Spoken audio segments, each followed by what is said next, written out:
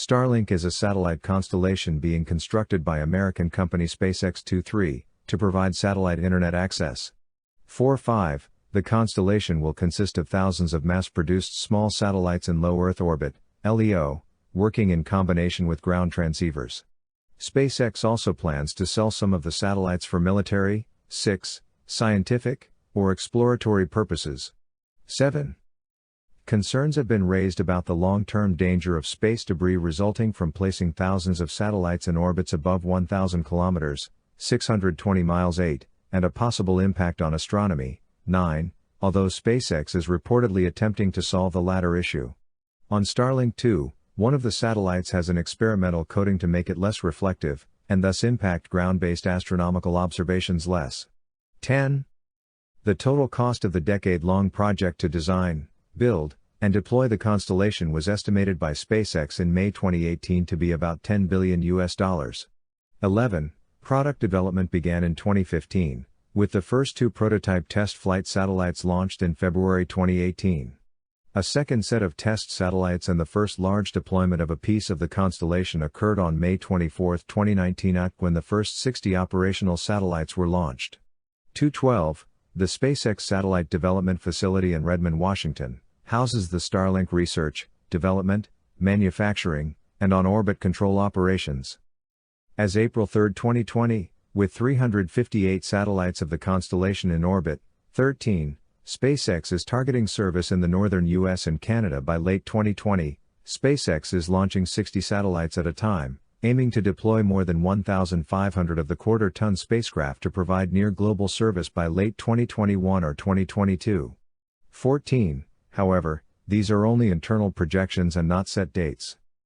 The communication satellite network SpaceX envisions was publicly announced in January 2015, with the projected design capability to support sufficient bandwidth to carry up to 50% of all backhaul communications traffic, and up to 10% of local internet traffic, in high-density cities. 5-7, CEO Elon Musk said that there is significant unmet demand for low-cost global broadband capabilities. 15.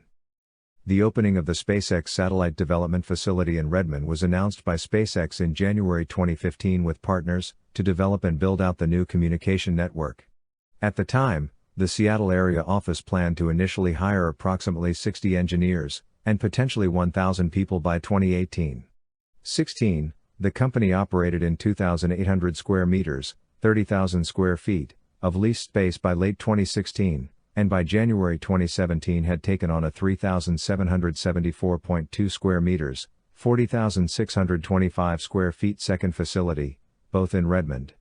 17. In August 2018, SpaceX consolidated all their Seattle area operations with a move to a larger 3-building facility at Redmond Ridge Corporate Center to support satellite manufacturing in addition to R&D.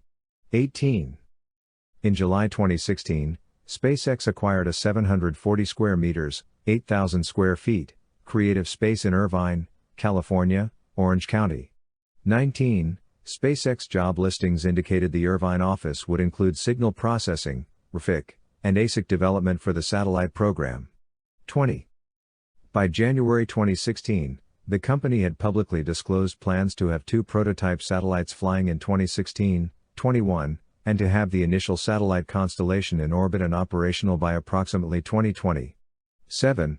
By October 2016, SpaceX had developed the initial satellites that they hoped to launch and test in 2017, but the satellite division was focusing on a significant business challenge of achieving a sufficiently low-cost design for the user equipment, aiming for something that ostensibly can be installed easily at end-user premises for approximately $200. Overall, SpaceX President Gwynne Shotwell said then that the project remained in the design phase as the company seeks to tackle issues related to user terminal cost. 4. Deployment, if carried out, would not be until late in this decade or early in the next. 15. The 2 original test satellites were not flown and were used only in ground testing. The planned launch of 2 revised satellites was moved to 2018. 22-23.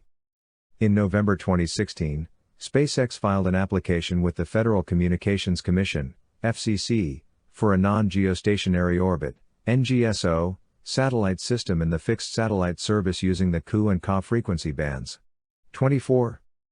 By March 2017, SpaceX filed plans with the FCC to field a second orbital shell of more than 7,500 V-band satellites in non-geosynchronous orbits to provide communications services in an electromagnetic spectrum that has not previously been heavily employed for commercial communications services.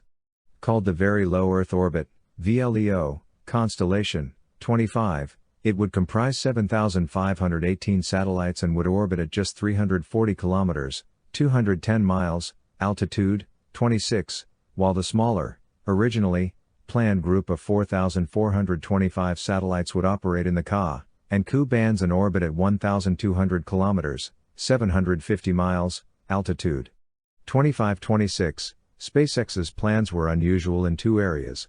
The company intended to utilize the little-used V-band of the communications spectrum, and they intended to use a new orbital regime, the Very Low Earth Orbit regime of 340 kilometers, 210 miles, altitude, where atmospheric drag is quite high, which normally results in short orbital lifetimes.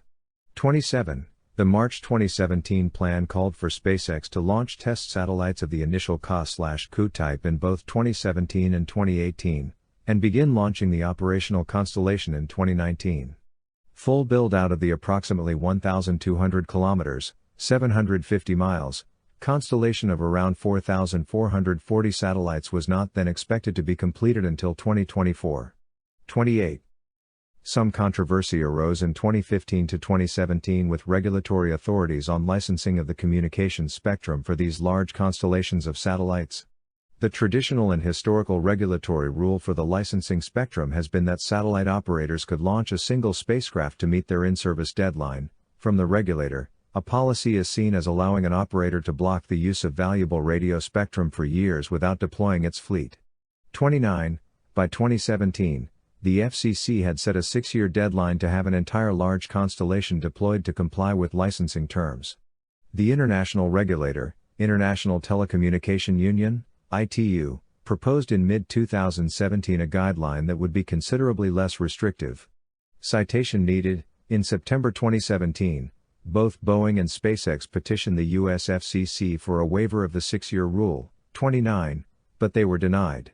By 2019, the FCC had ruled that half of the constellation must be in orbit in 6 years, with the full system in orbit 9 years from the date of the license. 30. SpaceX trademarked the name Starlink for their satellite broadband network in 2017. 31. The name was inspired by the book The Fault in Our Stars. 32.